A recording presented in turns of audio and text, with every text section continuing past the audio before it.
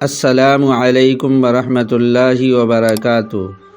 حضور پاک صلی اللہ علیہ وسلم نے ارشاد فرمایا، میری ایک بھی حدیث تمہیں معلوم ہے تو دوسروں تک پہنچاؤ۔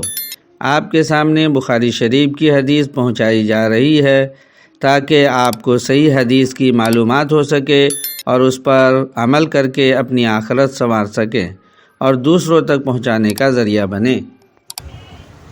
یہ باب مسجد کے اندر مسجد کے اندر سوال یا فتویٰ پوچھنے کے بارے میں، علم حاصل کرنے کے بیان میں۔ اس میں یہ ہے کہ حاجی حج کرنے جاتے ہیں نا تو تلبیہ شروع کرتے ہیں، اللہم لبیک لبیک لا شریک لک لبیک ان الحمد والنعمت لک لبیک۔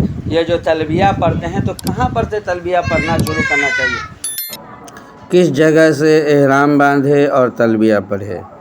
تو حضور نے ہر ایک کے لیے الگ الگ بتایا، وہی بات ہے۔ دیکھو، باب ذکر العلم والفتیہ فی المسجد، مسجد کے اندر فتویٰ پوچھنے کے بیان میں اور علم سیکھنے کے بیان میں۔ یہ حدیث بیان کرتے ہیں، وبی قال حدثنا قتیبہ بن سعید قال حدثنا لیث بن سعد قال حدثنا نافع مولا عبداللہ ابن عمر بن خطاب۔ یہ حضرت ان عبداللہ ابن عمر ان رجلا قال فی المسجد، یہ حضرت عبداللہ ابن عمر بیان کر رہے ہیں کہ ان رجلا قام فی المسجد، ایک آدمی مسجد کے اندر کھڑا ہوا، فقال یا رسول اللہ، پھر اس نے کہا اللہ کے رسول، من این تامرنا ان نحل، آپ ہمیں کہاں سے حکم کرتے ہیں کہ احلال کرے؟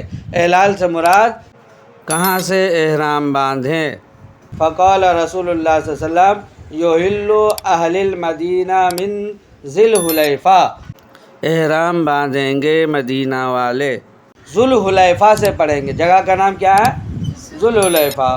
ویحل اہل الشام من الجحفہ، اور شام والے جحفہ سے پڑھیں گے، جحفہ سے تلبیہ پڑھتے ہوئے اپنے احرام باندھیں گے۔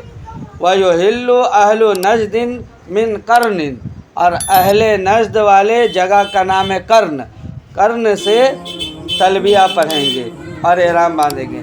وقال ابن عمر یزعمون ان رسول اللہ صلی اللہ علیہ وسلم قال ویحل اہل الیمن من یلملم، ابن عمر فرماتے ہیں کہ لوگ یہ گمان کرتے تھے کہ رسول اللہ صلی اللہ علیہ وسلم نے فرمایا تھا کہ اہل یمن کہاں سے کریں گے؟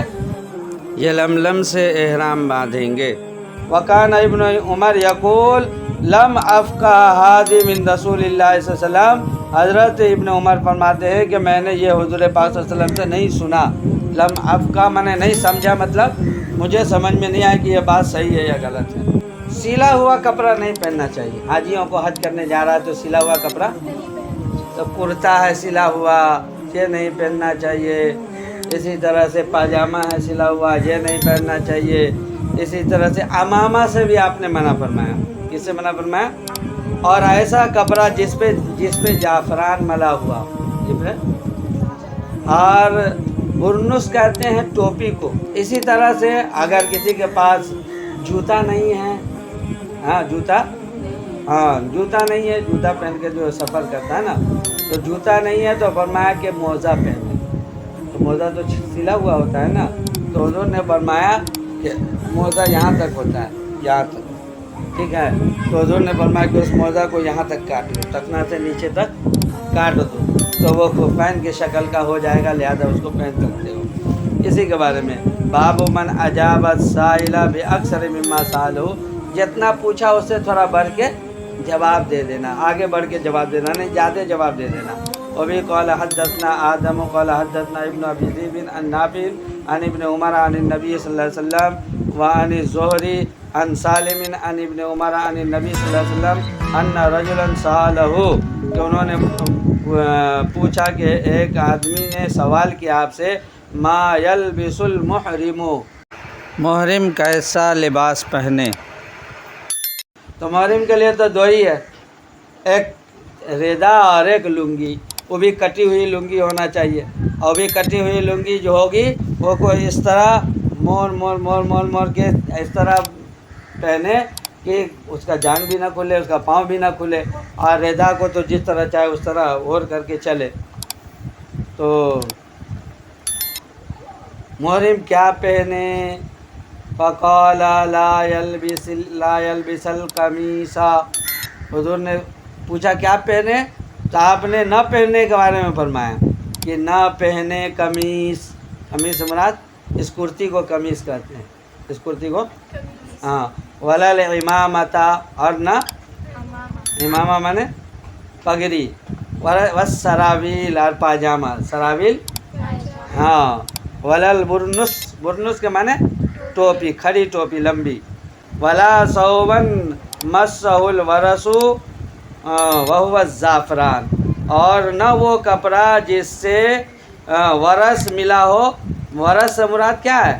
زعفران، جس سے خوشبودار کپڑا میں خوشبو لگانا بھی منع ہے محرم کے لیے۔ فَإِن لَّمْ يَجِدِ النَّعْلَيْنِ، اور اگر جوتا اس کو نہیں ہے، جوتا پہننا چاہیے نا، جوتا یا چپل، فَيَلْبِسِ الْخُفَّيْنِ، کیا پہنے؟ خفین چمڑے کے موزہ کو کہتے ہیں، خفین کس کو کہتے ہیں؟ ہاں، وَلْيَقْطَعْهُمَا حَتَّى يَكُونَا تَحْتَ الْكَعْبَيْنِ، اور خفین کو کیا کر دے؟ کاٹ دے، یہاں تک کہ وہ کعبین، کعبون اس کو کہتے ہیں ابری ہوئی ہڈی کو، اس سے نیچے ہو جائے، یعنی کاٹتے کاٹتے یہاں تک کاٹ دے، یعنی جوتا کی شکل کا موزہ ہو جائے۔